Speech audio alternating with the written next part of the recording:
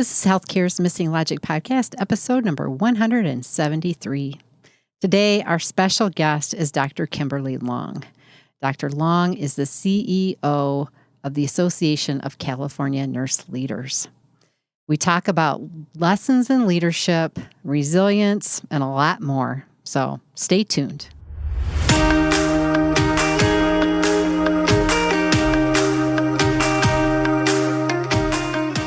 Welcome back to Healthcare's Missing Logic podcast. This is the only podcast that shows you how to leverage polarity intelligence, an essential competency for healthcare leaders, and the missing logic in healthcare, so you can create healthy, healing organizations and become a thriving, resilient, and unstoppable healthcare leader. We are your hosts, Tracy Christofferson and Michelle Trosett. We've been best friends and colleagues for over 30 years. And during that time, we coached healthcare leaders across North America around how to create healthy, healing organizations. Today, we coach healthcare leaders and leadership teams to live thriving, resilient, and balanced lives, combat burnout, and create the best places to give and receive care. This podcast is for the unsung hero of healthcare, the healthcare leader. We want you to know we see you and we'll be here for you each week. In this podcast, we're going to challenge healthcare's industry norms, flip limiting beliefs, and share proven strategies so you can be your best self at work and at home, live and lead intentionally, and experience well-being and joy. We are glad you are here and look forward to sharing the journey with you. If you aren't totally convinced this podcast is for you, just listen to a few episodes and convince yourself. Well, hello, everybody. Welcome to Healthcare's Missing Logic podcast. I am one of your co-hosts, Tracy. And I am the other co-host, Michelle. Awesome to be here again in the studio. Recording lots of podcasts, talking to amazing people. Yes, we're so blessed. What we live for. Yes, we do. We do. We love our time in the studio. And today we interviewed an amazing guest, Dr. Kimberly Long. Yeah, that was so much fun. She is such a wise leader. Yeah. Wow. Yeah. And her story is remarkable, just remarkable. Perseverance. We can't wait for you to listen to it. It's, from the very first time we met her, we thought, wow, she is a very unique leader. And, today we learned a lot more about her and her story. Oh, we did. We did. Yeah. She's got lots of wisdom to share. So listen up. Yes, listen up, listen up. So we're so excited for you to meet Kimberly Long. I'm going to introduce you to her first, and then we will turn it over to the interview. Dr. Kimberly Long is the Chief Executive Officer for the Association of California Nurse Leaders. She's a retired Chief Executive Officer for Vibra Hospital of Sacramento. She holds a Doctor of Health Administration from the University of Phoenix, a Master of Science in Nursing from California State University, Fresno, and a Bachelor of Science Nursing from California State University in Dominguez Hills. And she has been recognized with numerous personal awards, including Community Service Award, Lifetime Achievement Award, Woman of the Year Award, Excellence Nursing Leadership, Excellence in Clinical Care Quality, and Alumni Icon for School of Advanced Studies for the University of Phoenix. She's recently was honored with the nomination for Faculty of the Year at the University of Phoenix. She is a fellow of the American College of Healthcare Executives. She is a leader's leader, and without further ado, here is our interview with Kimberly Long. Welcome, Kimberly, to Healthcare's Missing Logic podcast. Hi, how are you? It's a pleasure to be here. Now, we're so excited that the day has finally arrived. We are. We're excited for this interview. We've been talking about it a while, so I'm glad to be here. Looking forward to it. We have been too. And, I think when we really learned more about your personal and professional story, we were so impressed. And that was one of the reasons why we invited you to be on the podcast. And so why don't we start with you just telling our listeners a little bit about your leadership journey? Sure. I never intended to be in a leadership position. My whole focus was to find a career that I could take care of my two children. I was a single parent, divorced by 19 with two little kids, and I felt like I needed to do something for them and lay an example for them. And so my mother was a vocational rehabilitation counselor, and they tested me to see what, skills I had and, what my passions were. And I found out that I had a tremendous love for people. And so my sister, who was a nurse, and my mom had been a nurse before she went into vocational rehabilitation counseling. And I had an aunt and a cousin that were nurses. So they said, okay, why don't you be a nurse? It'll you'll be able to make good money. You can take care of the kids.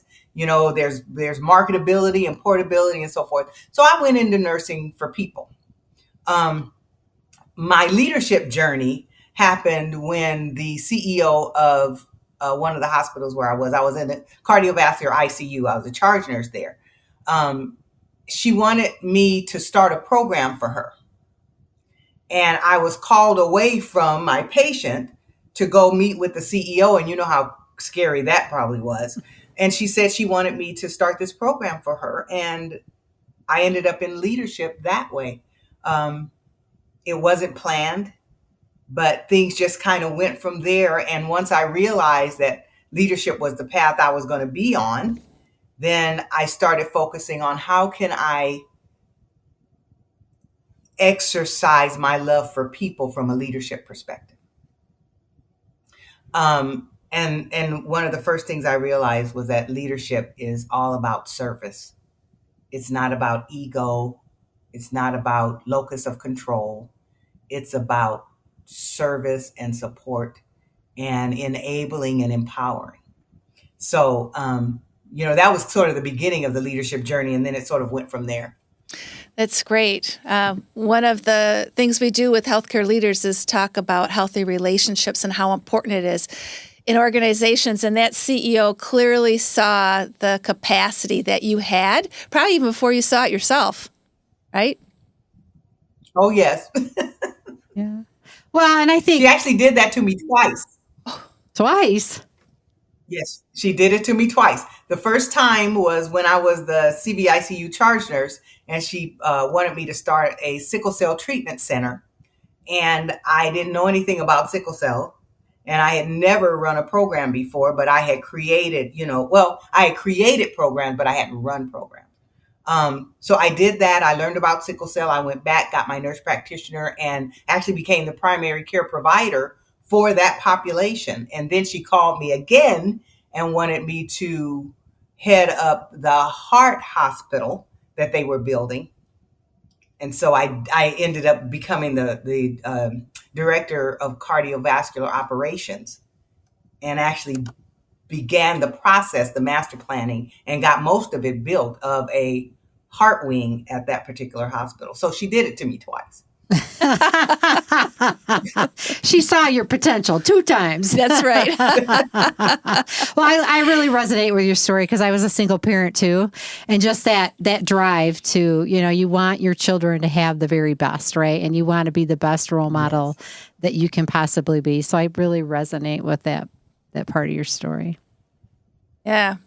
Well, Kimberly, we're so grateful for the partnership that has now kind of brought us together between ACNL and MissingLogic to bring our Leadership Survival Bootcamp to all of your members.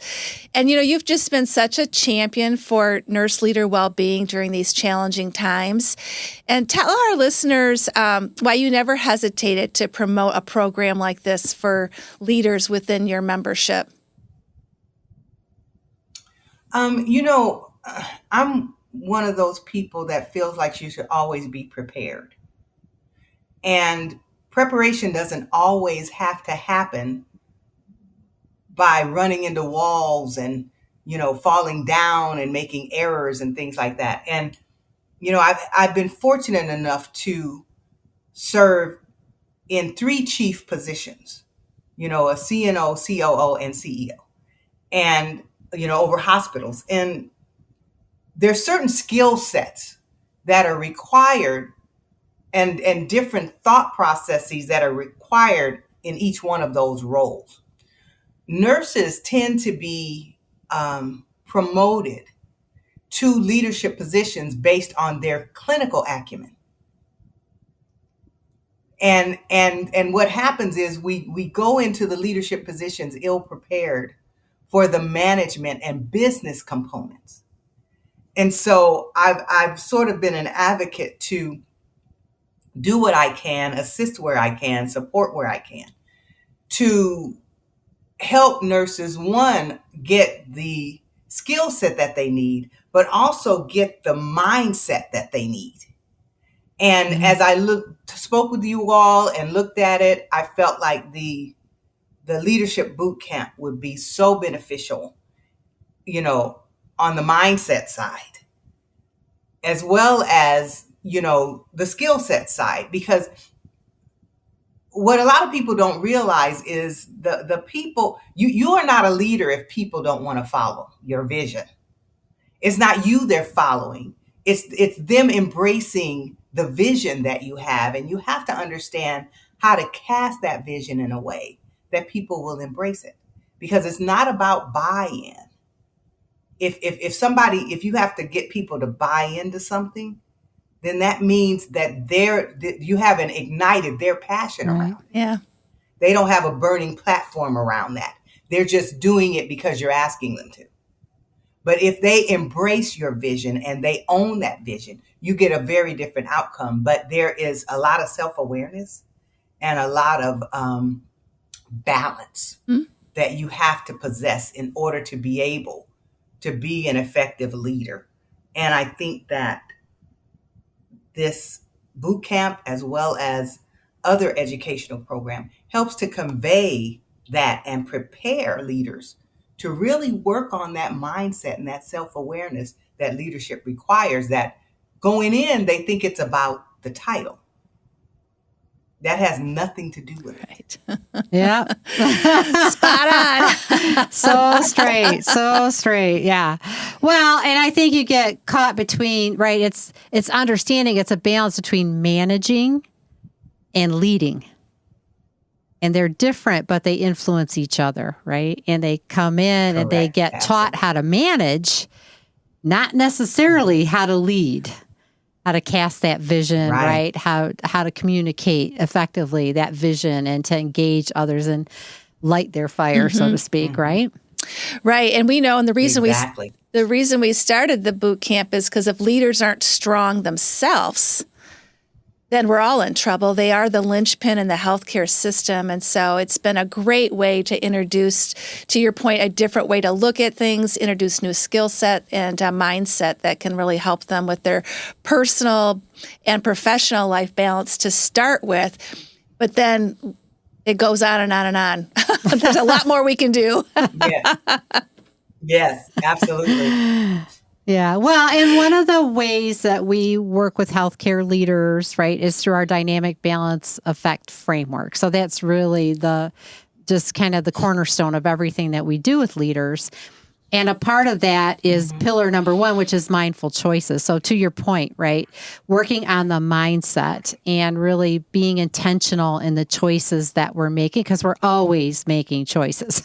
We're just not always as clear about the choice we're making, right? And one of those things is choosing, right? Choosing the actions we want to take very intentionally, but also our thoughts. And when it comes to mindset, right, we sometimes have limiting beliefs that hold us back as leaders. And we work with them to kind of uncover what are the limiting beliefs in your life that are holding you back, either professionally and personally, really both. Right. And then how do you flip that to liberating beliefs? How do you flip those beliefs to something that's going to now empower you? So we thought it'd be fun to ask you to tell our listeners a little bit about what were some of the beliefs that you had to flip as you became and evolved into the leader that you are today. I'll share with you a story this was very humbling, but it was also very impactful. When I first got the job as a director, when the first time the CEO called me out, and gave me this charge, I had a concept of what a leader was. And I had the title of director. So I decided I was going to direct. And in order to do that, I had to look a certain way. So I went out and I bought suits and hose. Back then they were pantyhose, and I had my shoes, and I came to work leading. I was directing. And so my office was on the second floor of the administrative building. And I happened to be coming down the stairwell, and about 5 steps down, I missed. And there were 2 flights. There was a flight going this way, then there was a little landing and a flight going that way. I was inside. So I tumbled the last 3 steps of the first one, got up, and then tumbled the whole second flight and rolled onto the floor. Okay. So I laid there and I thought, I can be totally humiliated and mortified right now because the EVS gentleman happened to witness this. Thankfully, nobody else was out there. But he had said, "Are you okay?" And I made a conscious decision at that moment that I was not going to be mortified. That I was just going to get up, I was going to maintain my dignity, and I was going to go on to the meeting. Well, what I didn't know was that the heel of my shoe had broken. So when I stood up, my shoe went down. I realized it had. So I picked up the heel and I walked across the street to the meeting, holding one foot up while I was walking with the other one. Now, what did that tell me? That told me that I was too focused on doing and not being. And what I had to do was change my mindset to focus on being a leader, not doing a leader. And what I mean by that is people have their preconceived ideas on what leadership is, on what titles are, and how you're supposed to act, behave, and speak when you have those. Get rid of those. It's not about that. It's about being the leader. And that is embodying what leadership really is. So that happened on my first day as a director.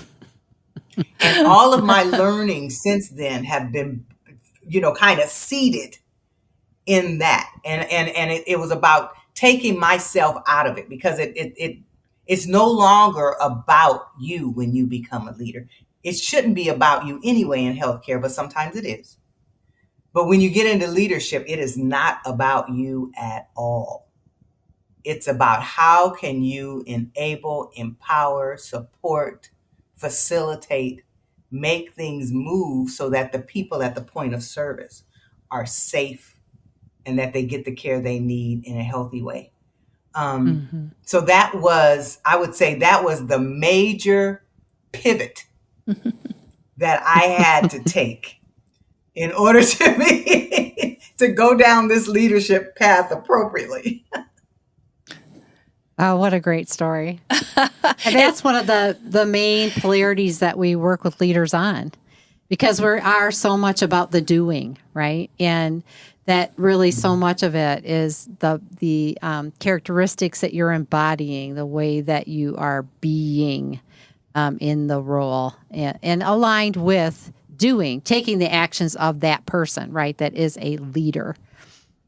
Right. Well, clearly, you've shown that you can do both really well. You are very much centered on who you are, but if you wouldn't have been doing the things you did, you wouldn't be as successful as you have been either with the programs you just shared with us. And so it is both. But I love that story about your lesson, that divine lesson that happened to you that day to set you on the course, right? And it was a great visual too. I was just seeing it all happen. Yeah.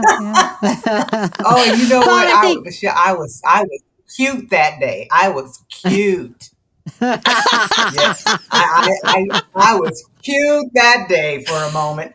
For a moment. Yeah, I hear you. Well, and I think too, flipping that belief about being a leader is about you, right? To being a leader is about empowering and Yes. serving others, right? Yes. So Yeah. so important. That was a critical shift. Yes. Awesome.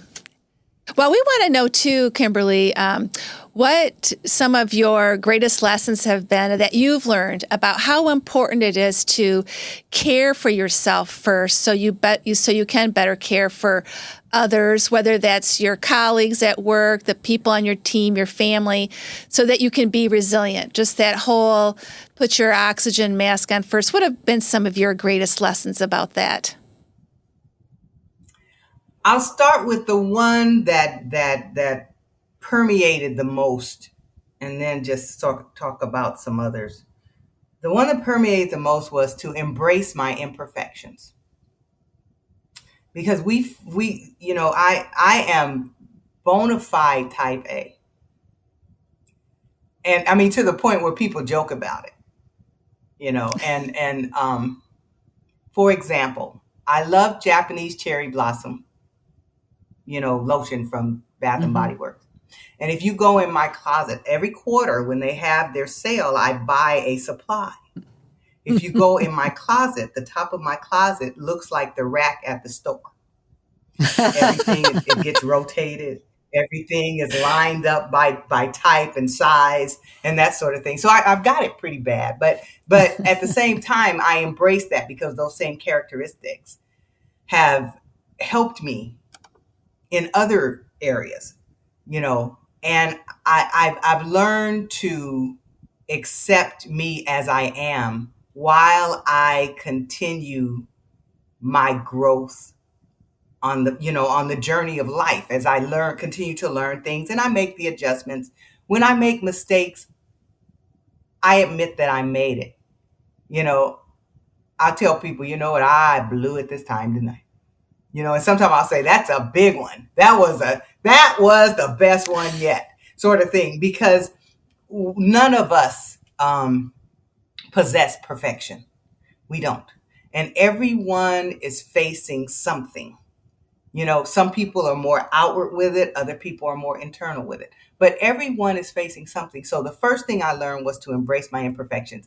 That is to recognize that they're there, to accept myself as the unique being that the divine made me, to identify the things that are not working in my favor, admit that they're there, and then seek out ways that I can improve upon those or make them less impactful.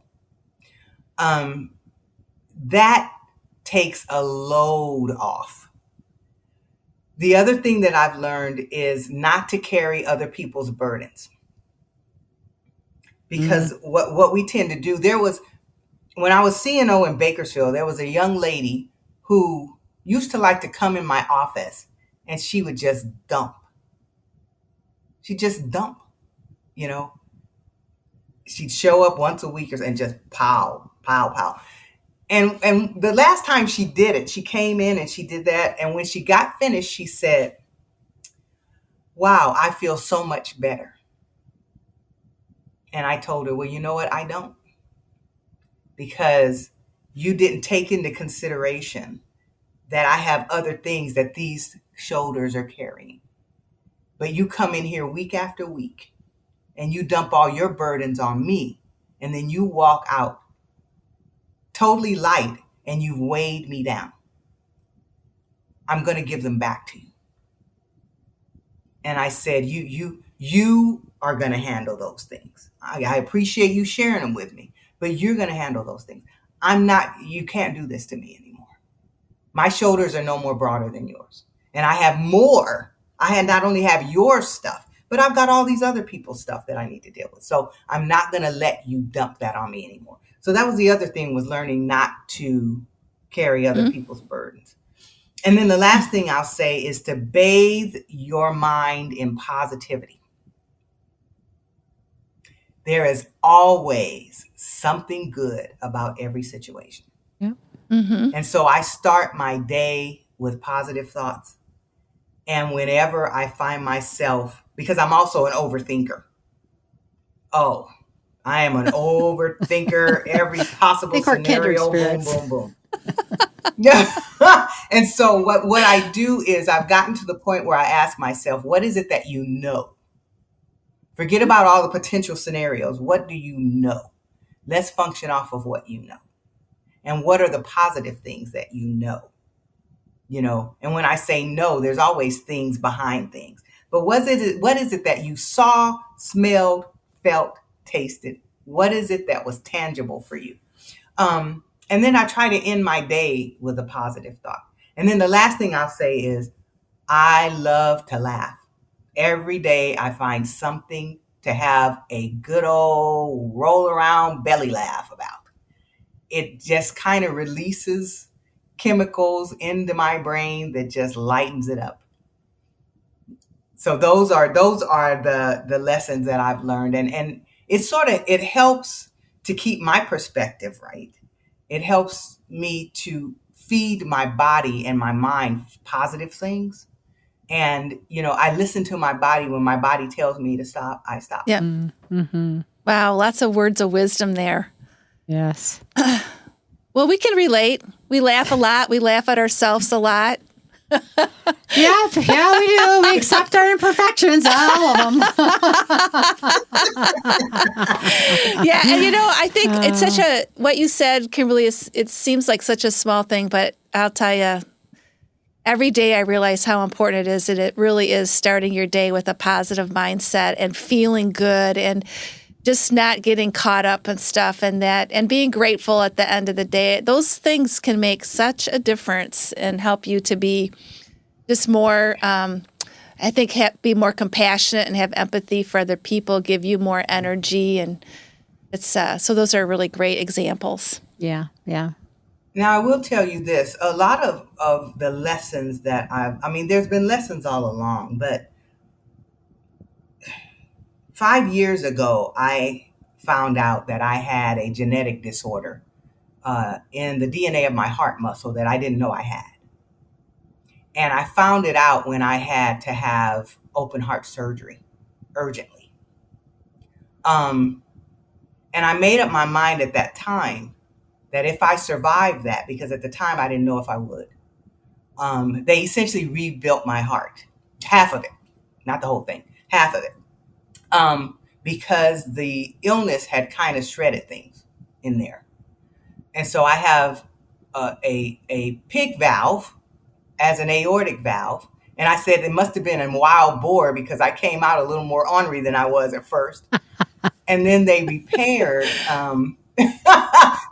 my mitral valve, and they did a septomyectomy. And I have a pacemaker. I made up my mind that if I survived that surgery, my life was going to be different. That I was going to function in a platform of gratitude every single moment. And the last 5 years, I have my 5-year anniversary, August 15th. The last 5 years have been amazing because my whole things that I used to I just worry and they just weigh me down. I don't even give them a thought now. And things that I used to miss because I was so busy, I stop and observe and enjoy, and things that I wanted to do that I just didn't have time for, I do them now. And I find that I can still work and do those things and have a pleasant day. Whereas before it was like head to, nose to the grindstone all the time sort of thing. Right. I have beautiful grandchildren. I'll be a great grandma in October. And I can't wait. I have my children. We just spend time together and hang out. It's just a very different life now because I just appreciate things more. And it's unfortunate that it took something like that to sort of, that V8 smack. But yeah. I'm glad that it did. And if that's what it took, then it needed to happen. Right. Yeah. Right. So I thought I'd share that with you also. Oh, yeah. Oh, that's so and phenomenal. We're grateful that you're here and things. Wow, what a story.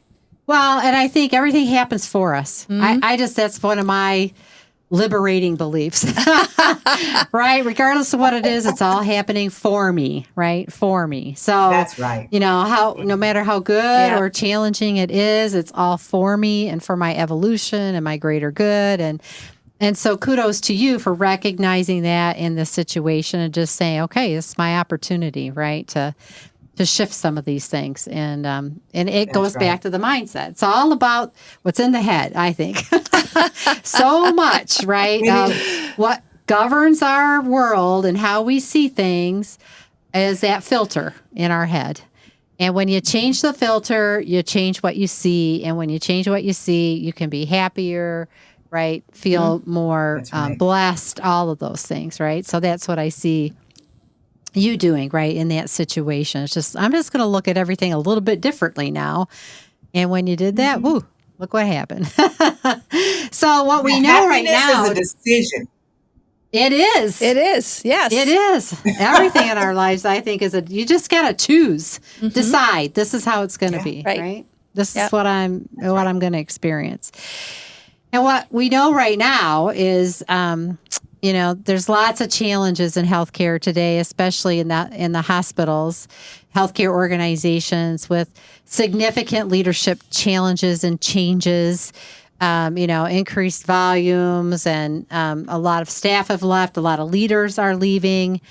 And so there's these new leaders, right, thrust into leadership positions. They're emerging leaders.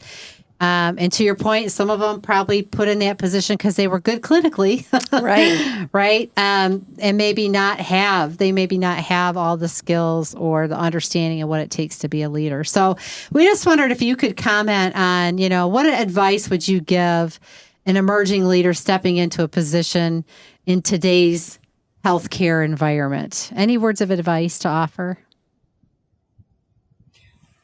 The first thing I would tell them is recognize that they're a novice again. Oftentimes, if we work in the clinical area, we become an expert there. And we expect when we transition to a different area, we're going to be an expert there. That's not the case. And so we're a little hard on ourselves when we don't know what to do in a certain situation. So I would say the first thing is recognize you're a novice again. Some of the things that you learned as a clinician will translate, but not much. So, take it easy on oneself, recognize you're a novice, and then identify opportunities to learn things. Find a mentor that's experienced and an expert in whatever's going on. Go to courses. Do the MissingLogic boot camp. ACNL's foundations or whomever is offering whatever. Go and learn some of the fundamentals and then give yourself an opportunity to apply them. And I would even say talk to the person that you report to and arrange that in the early part before you, really accept a position or that sort of thing. Arrange for those things because there's the didactic piece. There's the application piece. But if you can at least get the concepts and theories down, then it helps to kind of translate it when you apply. The other thing is recognize that leadership requires focusing on the team as well. We don't have to do everything. We don't have to know everything. We don't have to be an expert at everything. Right. Identify the strengths of the people on your team. And help them facilitate their growth by getting them involved in things that they have a passion for, that they're interested in, that they're good at. Those would be primarily the starting things. I mean, I could go on forever because there's so many learnings, but we only have so much time. There you go. Well, I think those are great starting points, right, for them to consider. I think they feel quite lost. And there's because of all the changes in leadership, there's not a lot of veteran, right, experienced leaders. So even just like with staff, right? So it's that unique situation where it may not be internal in the organization. You might have to go outside to get support or resources or help, to your point. So, yeah. Yep. Sage advice. Sage advice. All right, Kimberly. So now it's time for the missing questions. And for our listeners, Kimberly doesn't know what's coming at her, but we're confident she's going to handle it just well, just fine. So we're going to ask you 3 fun questions. And I'm going to ask you the first 2, and then Tracy's going to ask you a wrap-up question. And the first question is, if you were planning the perfect personal Kimberly day, what would be on your agenda? Oh, all day spa with lunch. We just said that ourselves. We were preparing for you. We're like, well, what would we do? All day spa. With lunch. All day spa with lunch. I like that. For my birthday, I used to do that. And there was a place where I lived that was a day spa. And so I would go there in the morning, like at 8 in the morning. And I would get a facial and massage, and I would get a full body, treatment. And then there'd be lunch, and then I go in the sauna, and then I go get like a pedicure. I mean, it was just loaded with stuff. And by the time I got done, I would kind of, roll out of there and hop in the car like a noodle and make it home. And it was so relaxing that one day I actually missed my own birthday party. Yeah, because I was married at the time, and my then husband had planned a birthday dinner, and he had dropped me off, and he came to pick me up, and I was like a wet noodle. I slept on the way home, and then I came home, I walked in, I went and laid down in the bed, and I slept through my entire birthday dinner. They had my birthday dinner without me. But you must have needed it. All day party. That sounds perfect. We were saying that we might need a week.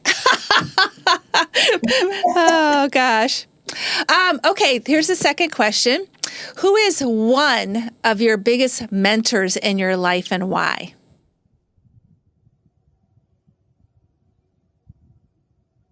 There was a lady by the name of Rochelle Butler. Rochelle Butler was a single parent, a teen parent like I was, but she was probably 15 years older than I. And I met her because she was a clinical instructor at the college where I was in the JC. And at the time, I didn't have much. And she used to give me her clothes because I spent whatever I had on clothes for the kids. And so I didn't have much. And so she would give me her clothes. And the other thing, she'd either give them to me or loan them to me. And then I had a sewing machine, and I would adjust them so that I could fit them. She was the one that kind of told me that I could do this. She had gone through nursing school, and I had 2 kids, she had 5. And she was a single mom. And it was something about watching her and how elegant she was and how eloquent she was and how she just persevered. It was almost like she was carving the path for me. And she passed away from pancreatic cancer.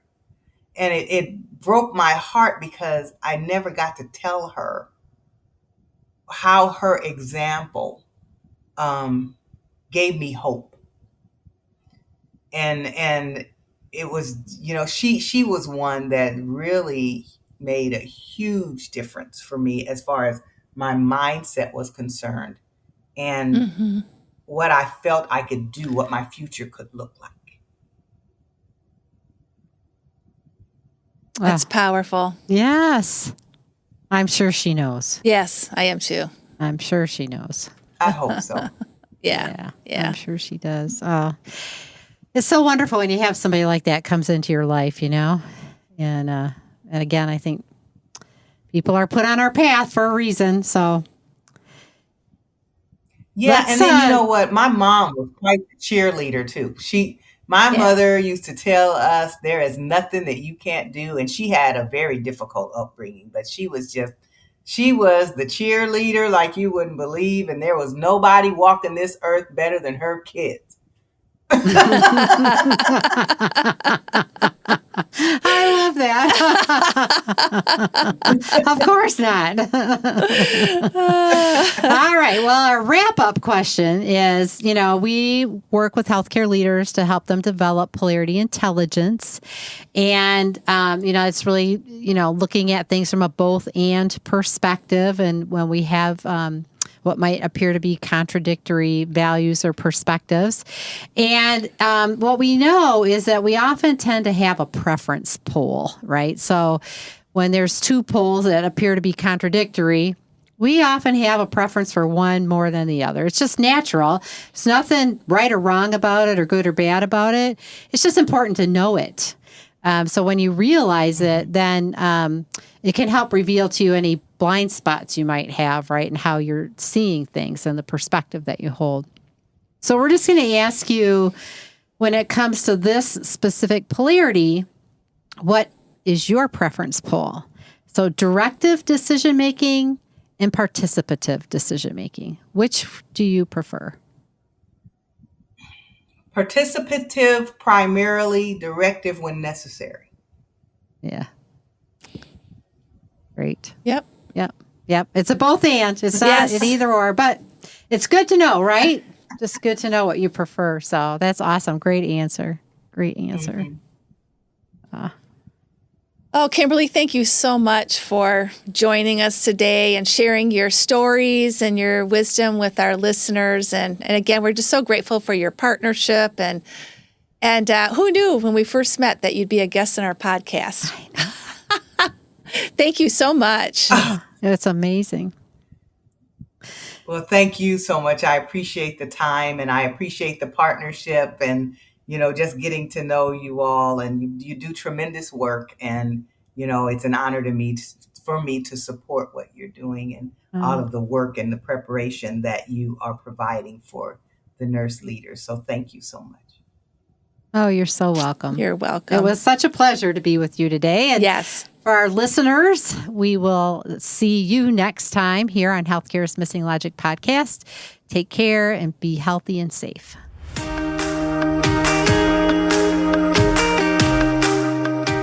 We hope you enjoyed this episode of Healthcare's Missing Logic podcast, now a top-rated podcast for healthcare leaders.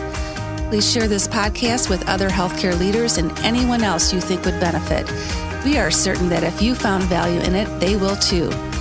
If you haven't already done so, please hit that subscribe button so you don't miss any episodes. And also, it would mean the world to us if you took a quick moment to leave a rating and review on Apple Podcasts, Stitcher, or your favorite podcast player. It helps to get the word out about our podcast and incredible guests. Be sure to subscribe to our YouTube channel if you want to watch our podcasts. You can also follow us on our Missing Logic social media channels, LinkedIn, Instagram, Facebook, and Twitter. Until next time.